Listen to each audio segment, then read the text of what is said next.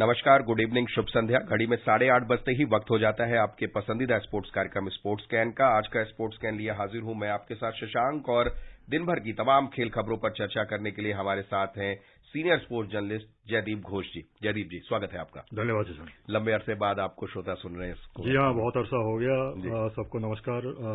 लेकिन मौका बहुत खास है। मौका बहुत ही खास है। फीफा फुटबॉल वर्ल्ड कप एक के बाद एक जो है 16 की पिक्चर क्लियर हो रही है। दो मुकाबले अभी, क्रोएशिया का मुकाबला बेल्जियम से और कनाडा का सामना मोरक्को से। जबरदस्त मैचेस हैं तैयार। हाँ, बिल्कुल बिल्कुल। मुझे तो लगता है बेल्जियम की जो हालत थी उनको तो जरूरी लाजमी जीतना है, और उसी सोच के साथ जाएंगे। और कनाडा ने और बाकी ने भी कोई बुरा काम नहीं किया है, तो कोई भी मैच अभी बहुत टाइट हो सकता है। अभी जो हालत आप देख रहे हैं कि कोई भी किसी को हरा सकता है अभी। चलिए, तो विस्तार से चर्चा करेंगे आपके साथ सभी मैचों पर, लेकिन सबसे पहले नजर डाल लेते हैं अब तक की मुख्य समाचारों पर। फुटबॉल विश्व कप में इस समय ग्रुप एफ में क्रोएशिया का मुकाबला बेल्जियम से और कनाडा का सामना मोरक्को से हो रहा है। विश्व कप में कल देर रात अर्जेंटीना और पोलैंड ने ग्रुप सी से प्री क्वार्टर फाइनल में प्रवेश किया। ऑस्ट्रेलिया ने भी अपनी जगह बनाई। विजय हजारे ट्रॉफी क्रिकेट प्रतियोगिता फाइनल में कल जो है महाराष्ट्र का सामना सौराष्ट्र से होगा।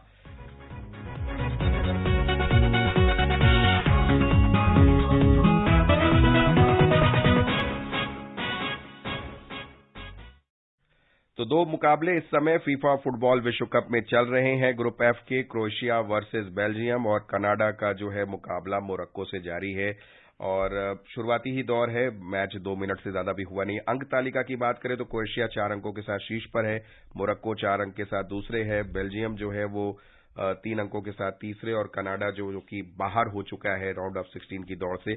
लेकिन गेम किसी का भी बिगाड़ सकता है। जी बिल्कुल। आपने जैसे कल देखा कि जो ट्यूनीशिया वाला मैच था बहुत ही कांटे का था, और उसमें फाइनली हुआ कि उन्होंने वो ना खुद गए ना उन्होंने जाने दिया। पोलैंड वहां से थ्रू हो गई, क्योंकि वो कुछ येलो कार्ड का कुछ फर्क था। तो अब यहाँ पे कोई भी छोटा सा भी खर्च हो, जो फर्क हो ना, वो भी बहुत बड़ा हो जाता है। इसमें भी बहुत फर्क पड़ सकता है। तो इन दोनों मुकाबलों पे आप किसका देख रहे हैं? क्रोएशिया वर्सेस बेल्जियम की बात करें तो अगर हम बेल्जियम रैंकिंग में बहुत ऊपर की टीम है, लेकिन क्रोएशिया ने भी अच्छी परफॉर्मेंस यहाँ पर हमें दिखाई। बिल्कुल, क्योंकि देखिए बेल्जियम बड़ी अजीब सी टीम है। इनके सुपरस्टार तो बहुत है। इनके इंडिविजुअल स्टार बेल्जियम के आज से नहीं, इन्जो सीफो के जमाने से आप देखते हैं कि सुपरस्टार इनके एक से एक है। लेकिन जब एक साथ 11 एक साथ होते तो कुछ खास कर नहीं पाते हैं। बड़ी अजीब सी टीम है। अब देखिए डी ब्रुइना जैसे प्लेयर हैं, हजार्ड जैसे प्लेयर हैं, फिर भी स्ट्रगल कर रही है टीम। आज तो उनको बिल्कुल ही जीतना है। और क्रोएशिया ने जो मैचेस खेले अभी तक बहुत ही डिफिकल्ट ऑपोजिशन हो सकते हैं। वो अपने दिन पे तो वो किसी भी टीम को हरा सकते हैं। तो बेल्जियम के लिए बहुत कांटे की लड़ाई होगी। चलिए, हम एक डिस्पैच भी सुन लेते हैं जरा इन संभावनाओं पर, उसके बाद फिर और आगे चर्चा करते हैं। जयदीप जी। Hiya, hiya, hiya, hiya, hiya,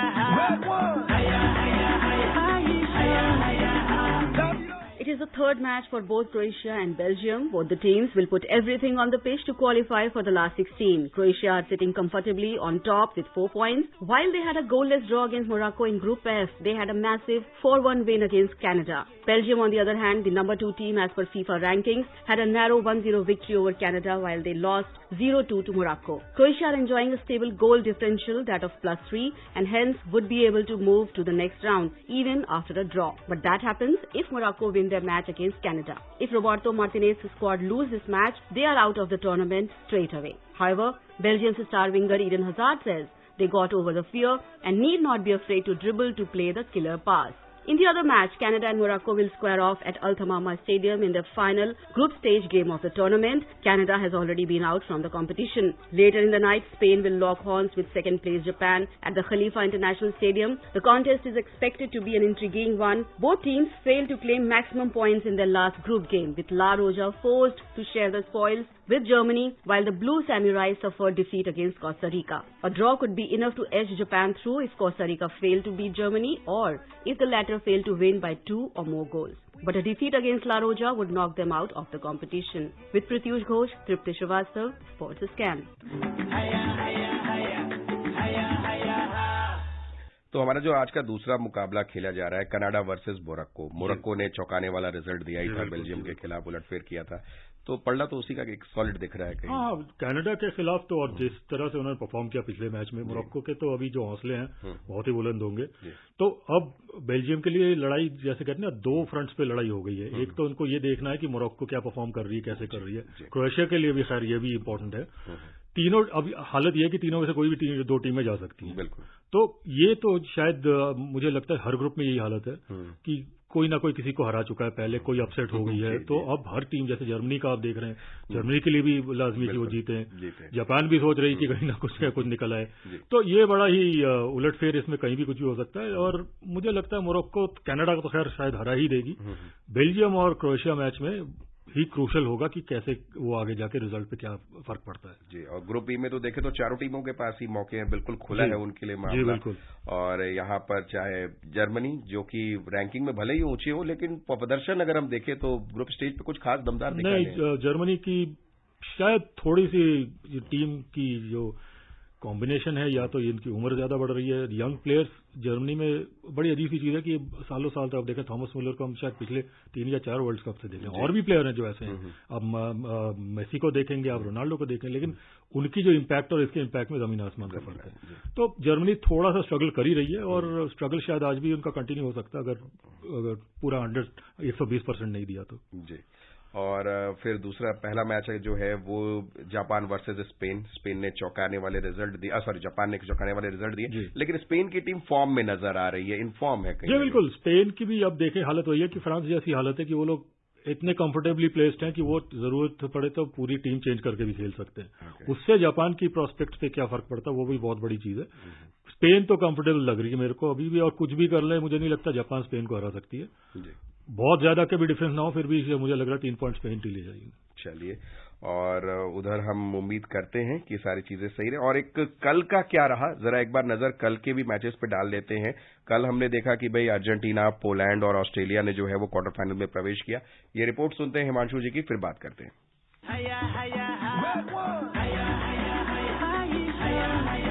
विश्व कप में कल अर्जेंटीना, पोलैंड और ऑस्ट्रेलिया ने प्री क्वार्टर फाइनल में प्रवेश किया। अपने अंतिम ग्रुप मैच में अर्जेंटीना ने पोलैंड को 2-0 से और मैक्सिको ने सऊदी अरब को 2-1 से हराया। जीत के बावजूद मैक्सिको नॉकआउट में नहीं पहुंच सका। ग्रुप सी में अर्जेंटीना ने 6 अंकों के साथ शीर्ष स्थान हासिल किया। पोलैंड और मैक्सिको के एक समान 4 अंक रहे, लेकिन बेहतर गोल अंतर के आधार पर पोलैंड ने दूसरे स्थान पर रहते हुए अगले दौर में जगह बनाई। इससे पहले ग्रुप डी में ऑस्ट्रेलिया ने उलटफेर में डेनमार्क को 1-0 से हराकर विश्व कप के इतिहास में पहली बार नॉकआउट में प्रवेश किया। एक अन्य मैच में ट्यूनीशिया ने मौजूदा चैंपियन फ्रांस को 1-0 से हराकर सभी को चौंका दिया। ट्यूनीशिया को इस जीत का कोई फायदा नहीं मिला, वो अपने ग्रुप में तीसरे स्थान पर रहा। फ्रांस की टीम पहले ही अंतिम 16 में जगह बना चुकी है।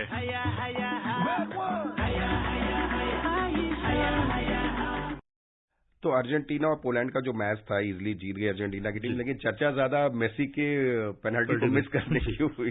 आप देखें, सेजनी ने यहाँ पे जो पोलैंड के गोलकीपर है, 2 पेनल्टी बचाई हैं इस अभी तक फर्स्ट राउंड में, जो कि काफी काबिल तारीफ है, क्योंकि बड़े बड़े प्लेयर्स हैं ये लोग, इनके पेनल्टियां अक्सर मिस हो गई तो हो गई, बचाना बड़ा मुश्किल है अगर उसके नेट के अंदर। लेकिन शानदार, वो आप रिप्ले बार बार देखने का दिल करता है। बहुत ही लाजवाब सेव था, और होता है खैर, अब बड़े से बड़े प्लेयर से मिस हो जाती है, लेकिन ठीक है, फिर भी उनके जो प्लान्स थे, गेम प्लान उन्होंने वो रखा, कंफर्टेबल विन थी अल्टीमेटली, और बस आगे निकल गए वो लोग। जी, मैक्सी सऊदी अरब का मैच भी जोरदार रहा, 2-1 से हराया। और इधर ऑस्ट्रेलिया ने उलटफेर किया, तो उधर ट्यूनीशिया की बारी थी, फ्रांस को ही 1-0 से उन्होंने। जी हाँ, फ्रांस के साथ जीतना बहुत बड़ी चीज होती है। हालांकि फ्रांस ने शायद पूरी फर्स्ट 11 नहीं खिलाई है, काफी मेरे अंडरस्टैंडिंग के पहले प्लेइंग 11 में 9 चेंजेस थे, 2-4 प्लेयर्स को बाद में सब्स्टिट्यूट किया गया, लेकिन फिर भी ट्यूनीशिया के लिए बहुत बड़ी जीत।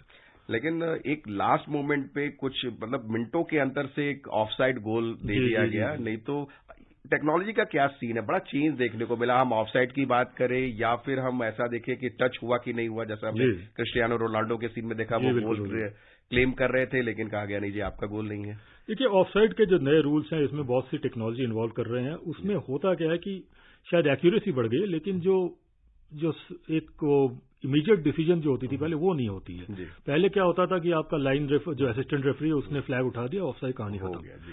अब क्या है, वो पहले थर्ड VAR में जाएगी, कभी वो टीवी रेफरी वो लोग देखेंगे, तब तक एक जो टीम है उन्होंने गोल मार भी दिया, खुश होकर सेलिब्रेट कर रहे हैं, 5 मिनट बाद पता चलता है जी गोल नहीं। ये बड़ा ही अजीब सा सिस्टम है। थोड़ा सा इसको लगता है कि फीफा को स्पीड अप करना पड़ेगा, लेकिन फिलहाल चल रहा है, सबने माना है, सबने साइन किया है कि चलो ये सिस्टम चलेगा तो चलने दो, लेकिन आइडियल सिस्टम ये नहीं है। क्रिकेट वाला ही हाल दिख रहा है जहां जी बिल्कुल आपने विकेट ले ली, उसके बाद पता चला वो बैट्समैन जब तक पहले पहुंच रहा पता चला नो बॉल हो गया, वापस बुलाओ, बड़ा ही अजीब सेटअप है अभी। चलिए, तो फुटबॉल का रंग चढ़ रहा है सबके ऊपर और मैचेस दोनों हमारे चल रहे हैं इस समय, और कोई अभी तक ताजा अपडेट है नहीं। दोनों टीमें ही 0-0 पर हैं। क्रोएशिया वर्सेस हम बेल्जियम की बात करें या कनाडा वर्सेस मोरक्को, बल्कि मोरक्को ने तो गोल कर भी दिया कनाडा के साथ, और मोनाको के लिए भी एक गोल हो चुका है, चौथे मिनट में ही हैट्रिक ने किया है, और मोरक्को की टीम ने 1-0 की लीड ले ली है कनाडा पर।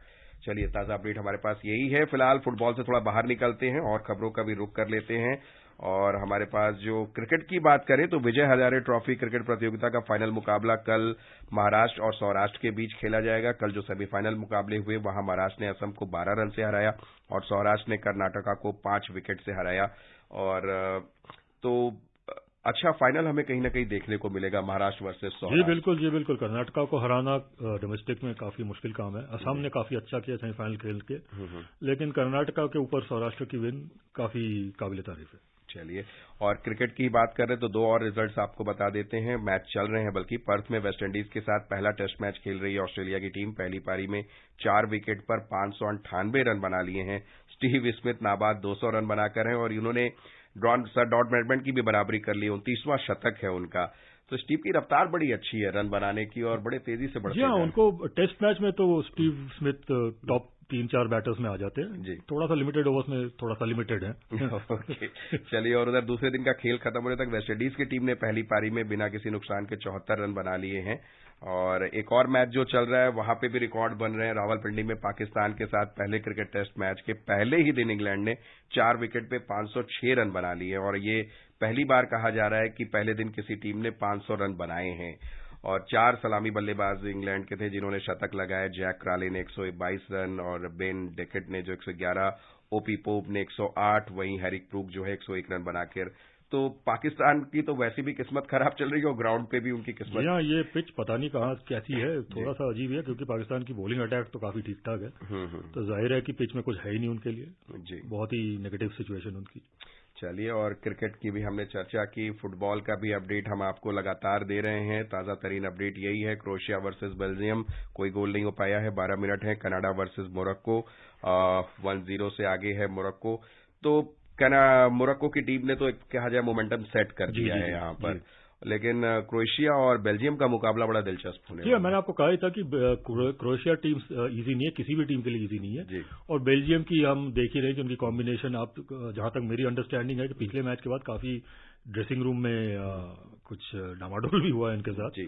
तो प्रेशर में है, जाहिर है कि इतनी बड़ी टीम बाहर निकल जाए तो बहुत प्रेशर हो जाएगा उन पर, और ऊपर से मोरक्को ने गोल मार दिया, तो क्रोएशिया और बेल्जियम दोनों के लिए थोड़ा टाइट सिचुएशन है, टेंशन रहेगी मैच में, और वही एक आध गोल का ही फर्क अल्टीमेटली पड़ने वाला है जी। और लेट नाइट भी 1-2 मुकाबले बहुत जबरदस्त देखने को मिलने वाले हैं, जहां पर हम जापान वर्सेस देख रहे हैं मुकाबला स्पेन से, और वहीं जर्मनी वर्सेस कोस्टारिका। तो यहाँ पर आपका टेक क्या है ग्रुप ई में, किसको आप देख रहे हैं दो टीमों को? मुझे लग रहा है जर्मनी जीत जाएगी कोस्टारिका के खिलाफ, क्योंकि अल्टीमेटली जर्मन ऐसे है कि रिकवर बहुत रैपिडली कर लेते हैं जी। और स्पेन जापान में भी मुझे लगता है कि स्पेन ही निकाल लेगी, क्योंकि जापान अच्छा खेलेगी, लेकिन उनकी अभी फॉर्म कुछ अलग ही है जी। तो बड़ी टीमें जो है अपना वो बरकरार रखेंगी, उम्मीद से तो है। चलिए, तो हम भी यही उम्मीद करते हैं, और आप स्टूडियो में आए जयदीप जी, बहुत विस्तार से आपने चर्चा की, बहुत बहुत शुक्रिया, धन्यवाद। और श्रोताओं, घड़ी की सुइयां तेजी से आगे बढ़ रही हैं, आपको फिलहाल अपडेट दे देते हैं, और चलते चलते आपको एक बार फिर से मुख्य समाचार बता देते हैं।